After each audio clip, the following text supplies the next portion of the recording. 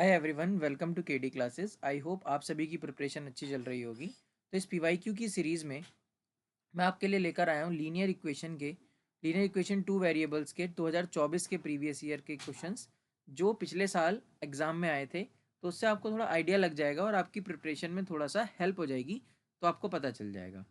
चलते हैं आज के पहले क्वेश्चन पर। पहला क्वेश्चन है आपका, the pair of linear equation. आपको दो पेयर दे रखे हैं, मतलब आपको लीनियर इक्वेशन दे रखी है।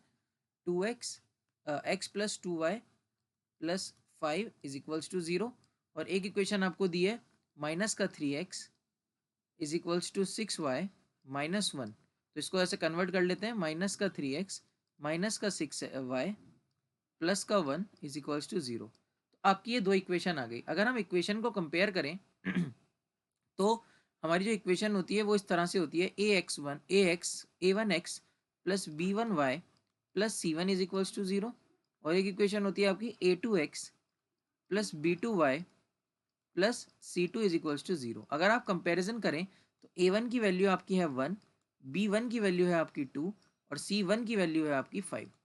और अगर आप यहाँ से कंपेयर करेंगे तो a2 की वैल्यू आ रही है -3, और b2 की वैल्यू आ रही है -6, और c2 की वैल्यू आ रही है 1। अगर आपको यूनिक सॉल्यूशन और इनफाइनाइट सॉल्यूशन, मैनी सॉल्यूशन की कंडीशन अगर आपको याद नहीं है, तो मैं आपको थोड़ा सा बता दूं कि क्या क्या कंडीशंस होती हैं जिससे क्वेश्चन करने में आसानी होगी। कंडीशंस, कंडीशन आपकी है, अगर आपका a1 upon a2 equals to b1 upon b2 आता है, not equal to b1 upon b2 आता है, तो इसे हम बोलते हैं यूनिक सॉल्यूशन। यूनिक सॉल्यूशन, ठीक है। और अगर आपका a1 upon a2 b1 upon b2 के इक्वल आ जाता है, और इक्वल आने के बाद हम c1 अपॉन c2 को देखते हैं तो वो इक्वल नहीं आता है, तो उसे बोलते हैं हम नो सॉल्यूशन।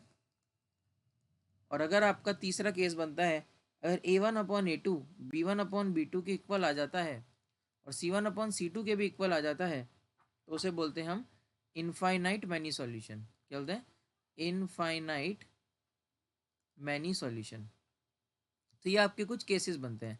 तो अगर एक और चीज़ मैं इसमें थोड़ा सा और बता दूं, इसमें पूछा नहीं है, अगर आगे पूछ ले आपसे, इसको बोलते हैं हम कंसिस्टेंट सॉल्यूशन। क्या बोलते हैं?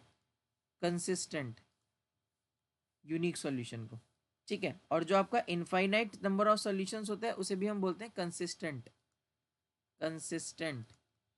और जो आपका नो सॉल्यूशन होता है उसे बोलते हैं हम इनकंसिस्टेंट, ठीक है।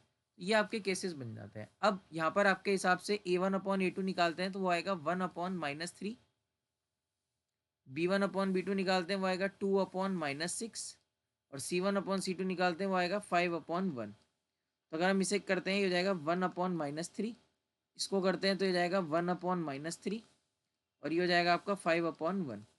तो आपको यहाँ पर दिख रहा होगा a1 अपॉन a2 है b1 अपॉन b2 के बराबर, बट c1 अपॉन c2 के इक्वल नहीं है। तो हम यहाँ से देख रहे हैं a1 upon a2 is equals to b1 upon b2 is not equal to c1 upon c2। तो यहाँ से पता चल रहा है ये कौन सा सॉल्यूशन है, ये आपका नो सॉल्यूशन है, यानी आंसर क्या हो गया इसका? डी आंसर हो गया। इस कंडीशन पे एक क्वेश्चन हर साल आपका आता है। एक्चुअली 2023 में आपके इसके ज़्यादा क्वेश्चन आते थे, लेकिन 2024 में थोड़ा सा पैटर्न चेंज होने के कारण, पैटर्न मतलब वेटेज एग्जाम की चैप्टर वाइज चेंज हो गई है, और थोड़ा थोड़ा सिलेबस भी रिड्यूस हुआ है, तो इस वजह से आपका ये कम आ रहा है। वैसे ये वाला क्वेश्चन मतलब क्या बोलते हैं, कंडीशन के ऊपर आने वाला क्वेश्चन बन सकते हैं। चलते हैं नेक्स्ट क्वेश्चन की तरफ।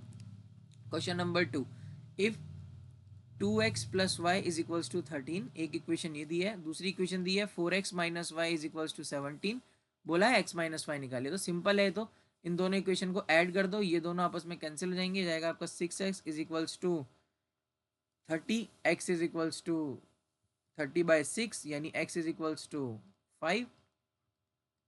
आप इस इक्वेशन में पुट करिए, यहाँ पर 5 plus y is equals to 13, तो y इज इक्वल्स टू 13 - 10, तो आंसर आ रहा है आपका 3।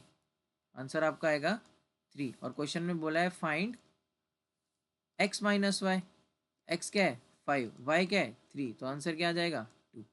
इतना सिंपल क्वेश्चन आया था। तो ये दो सिंपल क्वेश्चन आपके एग्जाम में आए थे। आई होप आपको समझ में आए होंगे दोनों ही क्वेश्चन। अगर आपको वीडियो पसंद आई हो तो ज़रूर से लोगों तक शेयर करिए जिसको इस वीडियो की ज़रूरत है, और उसकी भी उस बोर्ड में मदद हो जाए। तो thank you for watching our video.